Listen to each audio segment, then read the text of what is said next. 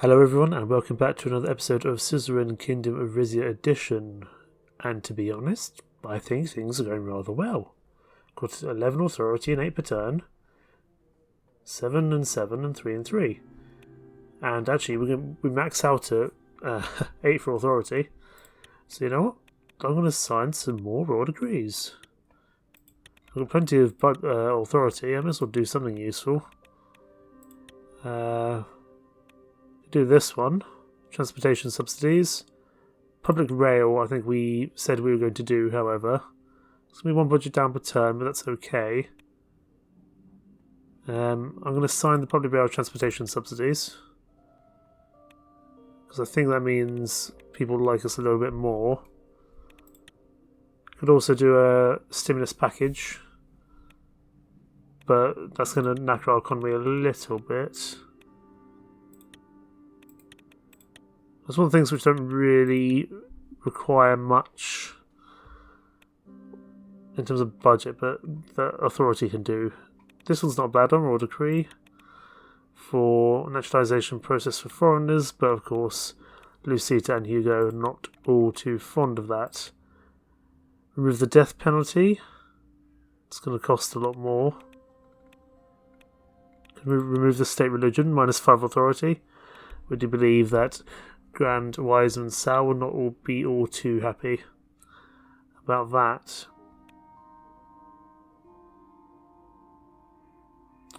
The decree signifies his commitment to religious neutrality, freedom of belief, and the separation of religion from state affairs, thereby promoting a pluralistic and inclusive society. Before we do that, if we do that, let's go over here to Port Drazen, where the results of the Valero Taurus murder investigation are coming in. I slouched on my throne, the dim fire casting long shadows. I held an empty glass, lost in thought. In this room, with its cosy atmosphere created by heavy curtains and a crackling fireplace, I found the tranquillity I sought amidst the bustling affairs of my kingdom. However, my moment of solitude was interrupted by the sound of the main throne room doors opening. I looked up to see Titus quickly enter and stop before me. He was holding a briefcase. Titus, to what do I owe the pleasure? I had to see you, sir. It's regarding the investigation into King Valero's death. Go on. Titus stepped forward. You tasked the Golden Guard with investigating a potential connection involving Hugo Taurus. As you know, eyewitness accounts, including my own, place Hugo exiting the late King's private chambers just before his death. This gave reasons for suspicion, alongside the rumoured brotherly rivalry between them, a tale akin to Leandros and Giuliano. The parable of Leandros and Giuliano was a well-known newest tale, depicting two brothers whose blood feud culminated in their mutual demise. However, while exploring a possible motive, I discovered that rumours of a bitter rivalry between them were unsubstantiated.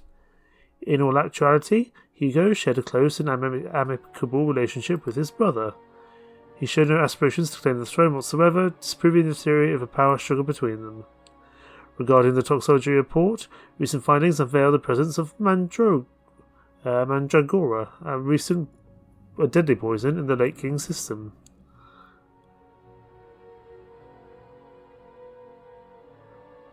What murder weapon? This is news to me. This. He pulled out a vial from his jacket. Mandragora. It's a deadly nightshade historically used to induce hallucinations. An overdose can lead to death. Recent toxology testing revealed the presence of it in the late King's system. When his body was exhumed, a preserved sample of formalin-fixed tissue was obtained. Doing so allowed for the advanced toxology examination by ESA's university laboratories. However, despite our best efforts, there's no evidence linking Hugo in acquiring or using such a substance. He paused, as if deliberating whether to tell me something. That being said, another suspect has emerged. Oh, Duchess Azaro, my wife. I found this file hidden inside a shadow box containing the military medals and insignia of Duchess Lucita Azaro.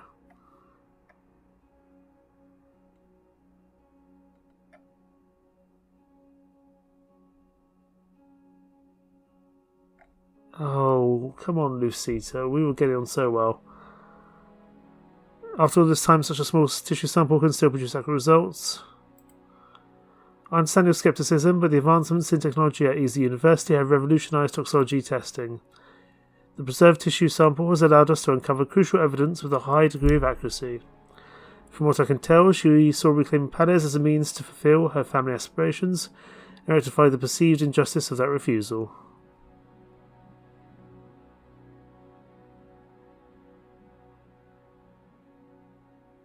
Do you have any evidence of this, or was it all speculation?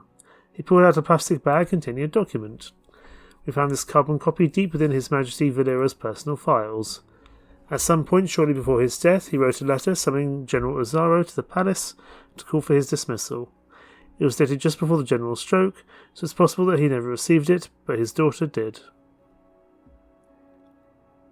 I'll speak to her immediately before deciding how to proceed. Funny you should mention it. I took the liberty of inviting Lucita to meet us for that very purpose. She should be arriving shortly. This will be interesting. I'm not sure if interesting is the word I'd use. Regardless, this matter will have to be handled delicately, or this could get very ugly with House Azaro. While we are waiting, I'd like to bring your attention to another matter. Forgive me if I'm overstepping my duties as a guardsman, but I've had my ear to the ground. I've received anonymous tips from court informants and external sources, indicating growing discontent with how Rizia's affairs are being managed. What else can you tell me? From what I've gathered, my sources hint at potential changes in leadership. I'm sure you're aware of the violent protests against the throne in Valankiris. They are being tolerated, if not explicitly condoned, by the Taurus nobles there. Continue to gather all information that you can, Captain. We must stay vigilant. Yes, sir, I will leave no stone unturned. I took a moment to allow the weight of the situation to settle in, the potential for betrayal within my own nobility.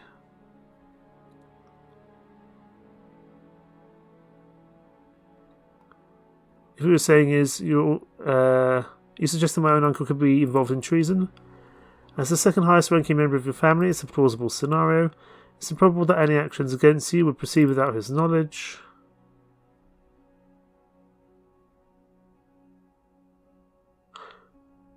Perhaps this investigation into my father's death could serve a greater purpose. If suspicion falls on Hugo, it could help solidify my authority and eliminate potential threats to the crown. I'm proposing a drastic course of action. While removing the main instigator might solve the problem, accusing your uncle without solid proof could fracture the Taurus family irreparably. I very much doubt your cousin Rico would sit idly by for you to take such action. It was then that the Golden Guard sentries opened the throne room doors and Lucita walked in. She looked confused. Step aside, Lucita. There's something urgent we need to discuss. Yes, of course, though I must say I have no idea what it is about. I've only recently received the summons to be here. Allow me to bring you up to speed. Titus instructed the sentries to stay behind, while he once again detailed his findings concerning my father's death. Lucita's eyes widened in disbelief as the weight of Titus's accusations settled upon her. I'm sorry, but is this some kind of joke? You take issue with Captain Gordian's findings? Let's not accuse her just yet. Absolutely. That is, I had nothing to do with your father's death. The evidence suggests otherwise. Shut up, I wasn't speaking to you. You're saying all this is a lie? Okay, I'll admit that some of what Captain Gordian said was true. I was more keen on retaking Palace than I ever let on to you, Your Majesty. But that doesn't make me a murderer.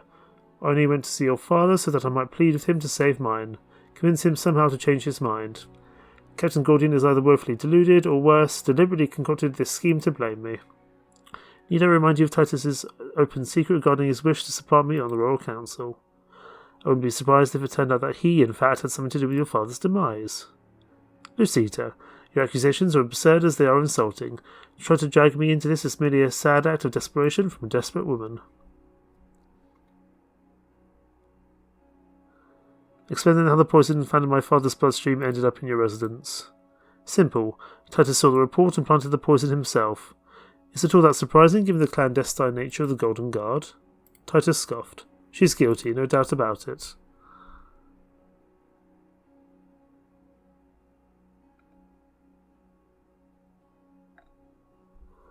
Oh, goodness me.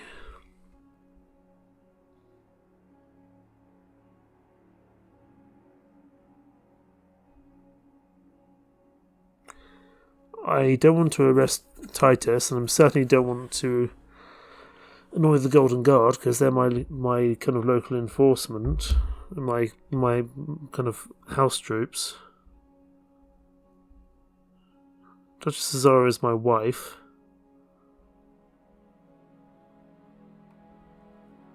We could try get Hugo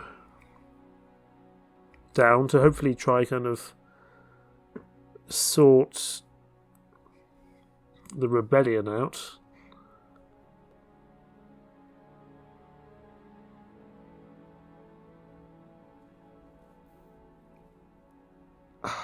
Or we could go for Sal.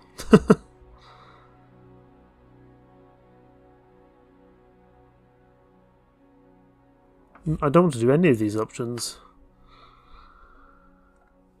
Who's the one that can cause the least damage?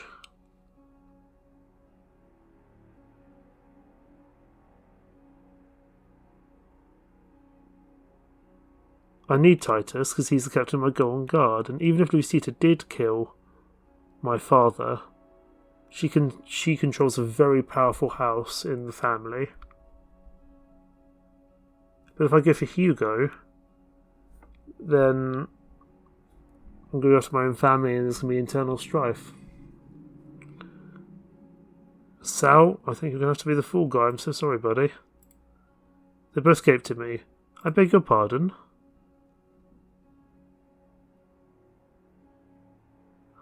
Poison used in the murder causes hallucinations. Why not also divine visions? Perhaps he was trying to conduct some clandestine ritual with my father. Yes, I see. So shall I give the order for his arrest? No, just keep an eye on him for the time being. I still think you're making a mistake by ignoring the evidence against Duchess Azaro, but I'll do as you command. With a salute, he walked out the room. Thank you for believing my innocence. With your permission, I'll take my leave. With a subtle wave of my hand, I signal my consent. Once again, I found myself alone in the silent expanse of the Great Hall. Oh, I didn't like that at all. I did not like that in the slightest. Let's just go to Royal Decrees for a second, shall we?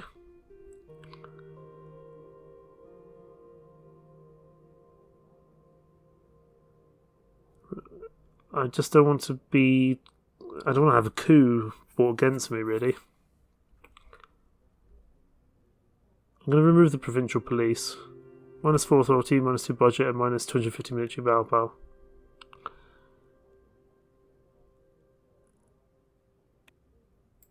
I'm removing the provincial police.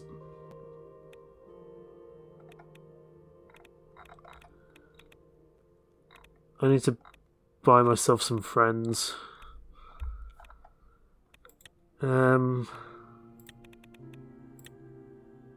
Energy heating subsidies for citizens.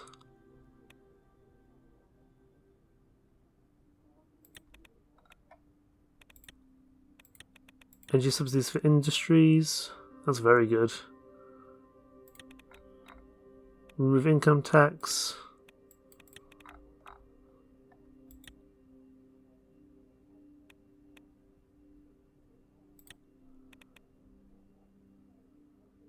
Resident and work permit for migrants. Let's do that. 3 authority, -1 budget. Strike a balance between the need for external talent and the protection of domestic labour markets there by promoting the environment of fair competition and demographic vitality. I'm just trying to make friends with the public, really.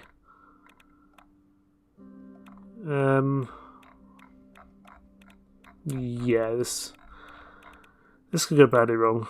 I'll have to see. Morning in the palace. The morning sun streamed through the windows of my chambers as I slowly opened my eyes. Oh goodness, Lucita was standing by the bedside. She had an unusually intense expression on her face. What is it? She hesitated nervously. Your Majesty, Romus, there's something I need to tell you. I think I'm pregnant. Since when? A few months, maybe? We've both been so busy lately. I wasn't even sure how you'd take the news. She hesitantly took my hand, resting the other on her abdomen. We do have a challenging time ahead of us, that's for certain. She smiled. We'll get through it together. You come with me to the palace doctors, maybe they can already determine the sex. Sure. Titus showed a short distance behind as we walked down palace corridors towards the medical wing. It's a good thing the Royal Council petition hearings are coming up.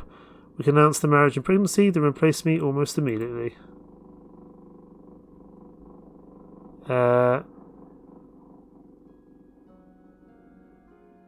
She is a good security counsellor. Something that finds future, let's wait till we know more. Fair enough. In the medical wing, we were received immediately by a group of nurses. Lucita was rushed into a side room that contained Rizia's most state-of-the-art ultrasound equipment. After less than half an hour in the waiting room, the doctors called me in and told me the news. My wife was just over 4 months along, and we were having a boy.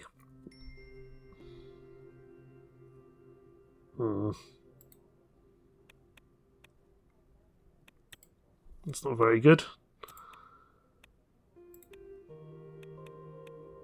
It's really not very good at all, actually. Because that means Vena's going to be replaced as heir. Because I presume we're under primogeniture rules, which means that sons rule. Announcement of the prince-to-be. I stood with Vina on the back terrace of my palace in Monkeys. Grey clouds hung low on the horizon. A strong wind was picking up, and waves crashed violently on the rocky cliffs below us. The same kind of storm had killed my daughter all those years ago. I had come so close to losing her. Now, I had just told her she might lose everything. A television crew was waiting in the front sitting room. They were awaiting my official statement announcing my marriage and my soon-to-be-born son. The future king of Rizia, at least as the law would have it. I'd met Vina here to tell her privately before informing the world. As I looked at her stony expression, I wondered if I had made a mistake. Soon to be a half-sister. I suppose congratulations are in order. She ran a hand along the terrace's gold-plated railing. I know this is a lot to take in. Yes, it is. I based my entire life on the idea that I was the future queen of Rizia. I spent so many hours attending council meetings. I gave her the chance to be with the man I loved. She wrapped her kerchief tighter around her head as a gust of wind blew. Tell me, father, what was it all for?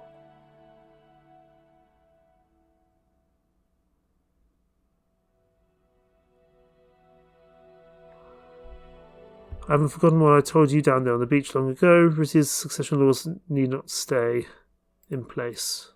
She blinked. You mean that?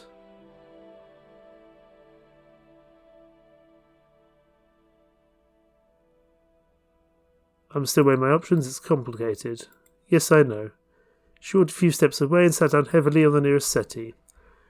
You already broke the rules on my behalf once, I won't ask you to do it twice. But I will say this. If you want to continue the progress Queen Liza started, it's only natural to acknowledge the eldest child, not the eldest son, should inherit the throne. Furthermore, my darling husband married me with the expectation that his children would inherit the throne of Rizia. If that doesn't happen, well, I don't see the big Rizia Palace reunion lasting for very long. I do understand that I'm weighing my options carefully. That's all I can ask. Her head whipped towards the door. Lucita come to fetch me. It had been a few months since her doctor's appointment in Port Drazen, and her belly was beginning to curve outwards. Vina curtsied politely. Hello, Duchess Azaro, or rather, Your Majesty. Please, Lucita will be just fine. I take it your father's told you the good news. They'll be ready for the announcement in 5 minutes from us.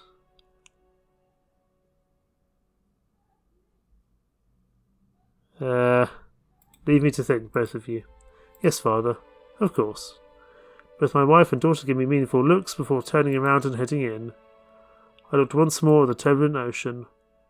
Was I ready to sever my ties with my late wife? What would be the cost of breaking tradition and naming our daughter as heiress? And would it be worse than the cost of keeping it? I steeled myself and headed inside. The normally spacious sitting room of Palace Taurus had been filled with lighting and camera equipment, all pointed at the purple velvet divan against the back wall. Above it hung portraits of Anna Azaro and Ariana Taurus. Lucita and I were seated. An assistant quickly refreshed our makeup. Vina was watching intensely from an armchair in the corner. The camera woman counted down from 5. It was time for my royal address. My friends and country people.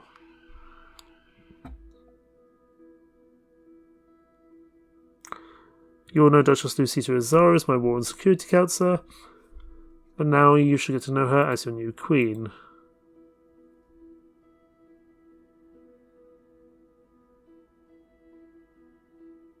I shall never forget Princess Consort Lena, but Queen Lucita and I are happy to welcome new love into Palace Resna.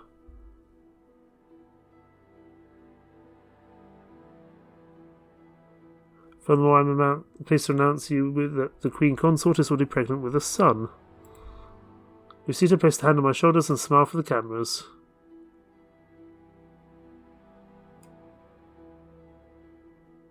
He'll be Prince Romulus II. I pause for dramatic effect.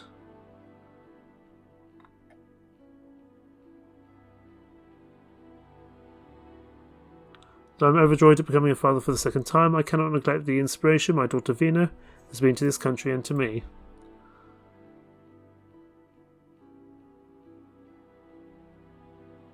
With that in mind, choosing an official successor was not an easy decision for me.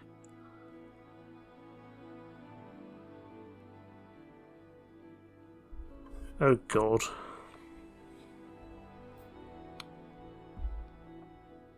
What on earth do I do here?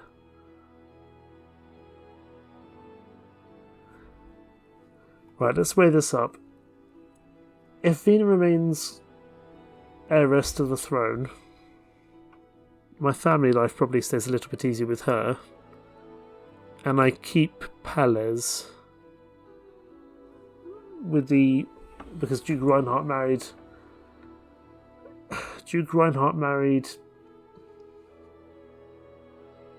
Vina with the expectation of becoming the king consort or the prince consort. If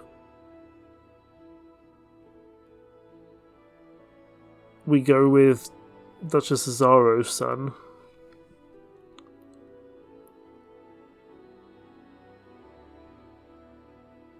then we stick with Rizia law, and we probably avoid a conflict with House Azaro, who are a very powerful, prominent family in Rizia. But we annoy Vina and potentially lose Palace, which we worked so very hard to get.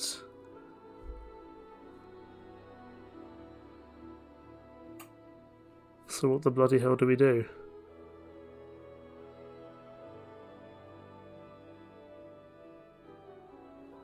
I think we've got to go with the son, even though it really regrets me to say so. It's Rizian law, and we can't really afford a war with House Azaro, even though Duchess Azaro may well have killed my father, although possibly for good effect, because he was losing his marbles a bit. Oh Vina, I'm so very sorry. In accordance with Rizian law, I shall be succeeded by the son of Queen Consort, Lucita Taurus. Lucita squeezed my shoulder. Her eyes were shining with gratitude.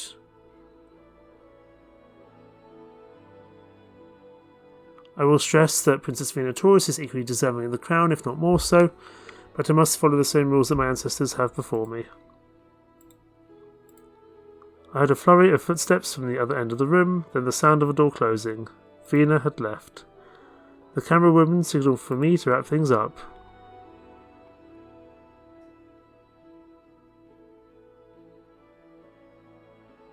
Rest assured this will not affect our reunification with Palace. If need be, I shall marry my son to a Pelesian noblewoman.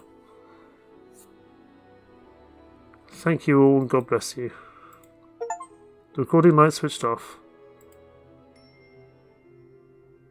Oh. I am worried about that as a decision, to be perfectly honest with you. Oh goodness. That could have possibly been a really bad decision. I entered to the grand hall to make my speech addressing the nation. The hall, usually echoing with the whisper, quiet footsteps of courtiers, was transformed into a hive of chaos as the film crew set up cameras, lights and microphones. I was seated at the room's centre. Hugo's grand mahogany desk had been moved here for the occasion. Its surface cleared except for a single, neatly arranged stack of papers. After the makeup crew brushed various powders on my face, I reviewed my notes briefly. It was a big day. I can abdicate? No, that's not abdicate. It's time for Rizia to celebrate the great unification. I took a deep breath, my gaze lifting to meet the lens of the camera. With a nod from the director, the red light blinked on, and I began to speak. Great people of Rizia.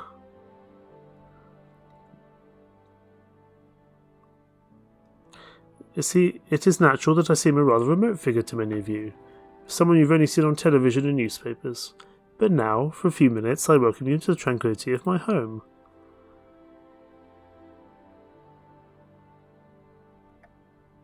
After my coronation, we faced years of adversity and daunting trials head-on. United, we turn these trials into triumphs.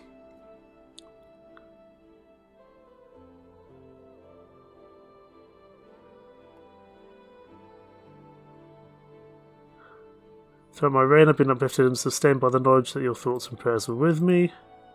I look directly into the camera. Today there is much to celebrate, to look back and feel proud of ourselves.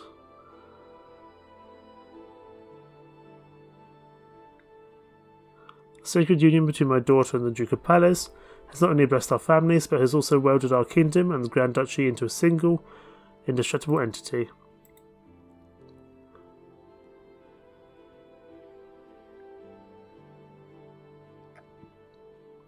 While we welcome the Pelesian region, we must navigate this transition with care, ensuring that the integration honours the legacy and desires of all our people.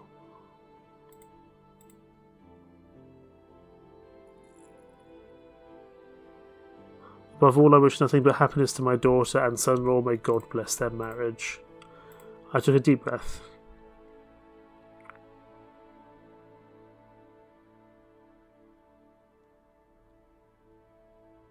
There is peace in the north as well as the south. Zeal has returned to our kingdom after a long 30 years.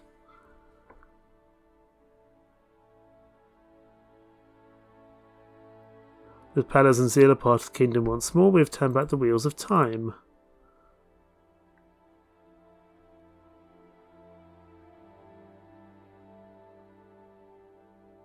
As we celebrate this historic reunion, let us also extend a hand of friendship and gratitude towards all who have supported our journey towards peace. I also want to highlight another achievement of ours, the declaration of the Intimate Copen Alliance.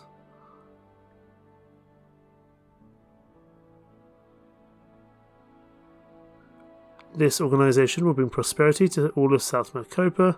In the future, I expect more Mercopa nations to join it.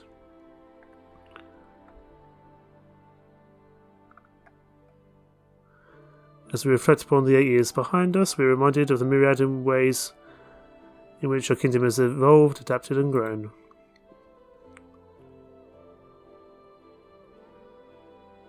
We have borne the weight of many unforeseen calamities, but it is the healing of these wounds that our true strength is revealed, not as a nation untested, but as a people unbroken.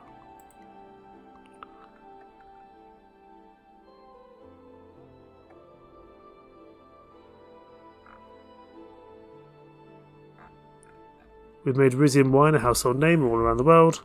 I might just have a glass of it after I finish this speech.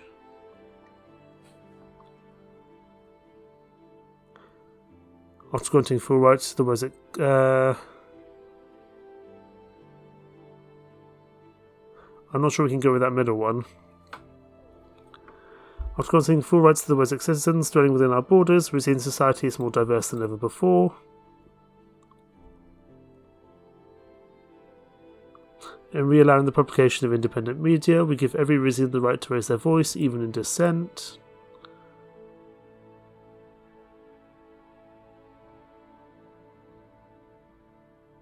I'm especially proud of decriminalising same-sex relations in Rizia. Our law finally recognises that true love knows no boundaries.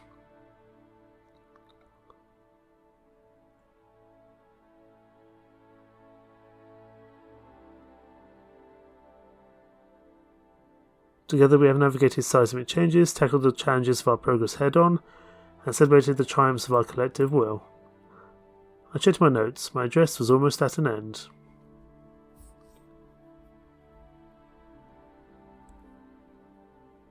To the people, to you, in the chapters yet unwritten, I pledge to you.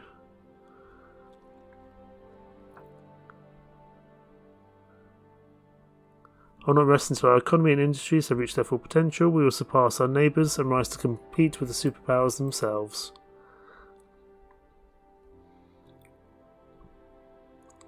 I will commit myself to the expansion of freedoms and rights for every Rizian. In closing, I offer my deepest gratitude for the privilege of serving you as your king. I will continue to do so within the best of my abilities. Thank you. I nodded to the camera crew. They stopped filming. My 8th year was almost over.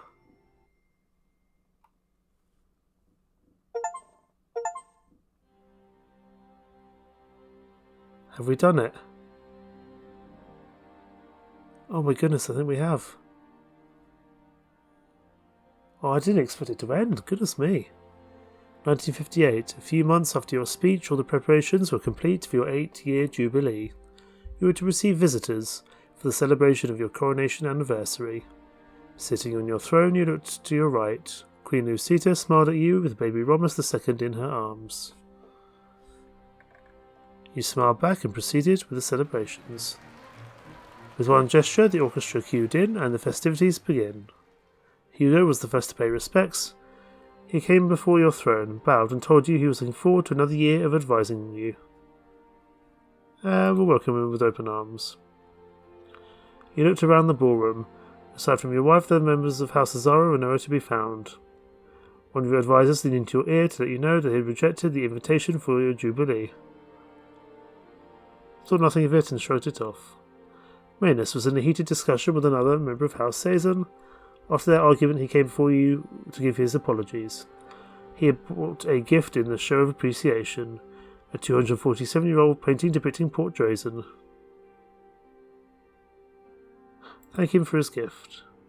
Axel Reinhardt entered the ballroom as if he owned it. He was the current star of your court. He smiled and shook hands with the lined-up nobles. Finally, he came to kneel before you with an exaggerated gesture. You told your son-in-law that no such formalities were necessary. Delegations from the AN and Intermocopum were standing around, arguing and discussing matters between them. You could sense the tension between them. Deliver some wine. The grand doors to the ballroom opened and Vina walked in. The entire hall fell silent, captivated by the princess's beauty and elegance. She looked just like her mother. As the orchestra struck up a fast-paced tune, she walked up to Axel and tapped him on the shoulder. They danced in perfect synchronization, as if they'd been married for years. As the song ended, they approached you with the news that they were expecting a child. You see the unease in your wife's eyes. You... We'll congratulate them. There's nothing wrong with congratulating them. You stood up and gathered Romus II in your arms. He laughed and pulled your hair. You could tell he was going to be strong, just like his mother. The whole room's attention was directed at you. You told everyone to have fun and enjoy the celebrations. Your subjects' applause resonated loudly through the ballroom. You put your child on the throne. And so began the days of Prince Romus II of House Taurus, the heir apparent. Yes! We survived! Come on! History will remember you as the Liberator, Romus Taurus the Liberator. We didn't get assassinated. We got Palace back. We got Zeal back. Come on! In terms of our kind of ethics, we were kind of just more towards immediatism, but directly down the middle as well, so we weren't really capitalist or towards statism. In reign 1950 to now, spouses Lucita, Grand Viziers Hugo, Govina and Romus II. 300,000 people entered employment and 12,000 businesses were founded. Millions of Rizians in Zeal officially reintegrated back into their homeland, and thousands of foreigners left the country. The province of Valenkiris faced 4 billion RG worth public property due to violent protest. 36 people were killed and 343 foreigners in Isa were jailed. 2,000 women have joined political life. Nearly 600,000 women have joined the workforce. 3,000 jobs and electricity for 800,000 households was generated through the renewable industry. Intermocopen became the 4th most influential alliance in the globe. How about that? Well done, Robosaurus. 5.7 million read the Voice of Rizia for the first time, and 800,000 became daily buyers. 13 nations across Mocopa and North Xena have chosen confrontational policies with the Golden Kingdom. Nearly 60 million tons were mined from the MITZ zone by Rizia. Well, how about that? That there is Suzerain, Kingdom of Rizia. And what an excellent DLC. Much better than the original game, I would say. I think the budgets worked better. I think the addition of the royal decrees worked really well. I actually think the fact that it was a monarchy worked a lot better than kind of the presidential one of the original game.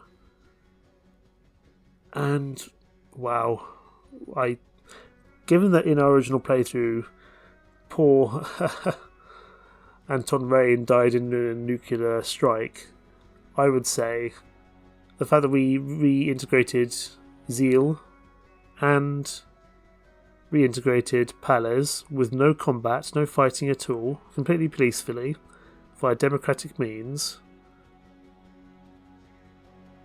and we didn't fight with Duchess Azaro, despite the fact she very possibly killed our father, is excellent. Torpor Games, thank you so much for an excellent DLC to an excellent game. I strongly look forward to trying any new DLCs in the future. I wonder if maybe it might be a Theocracy next, or possibly a kind of a Merchant Republic type things. In memory of Horst Novak.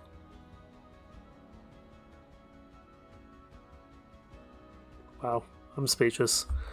In comparison to our original playthrough, I would say we did very, very well.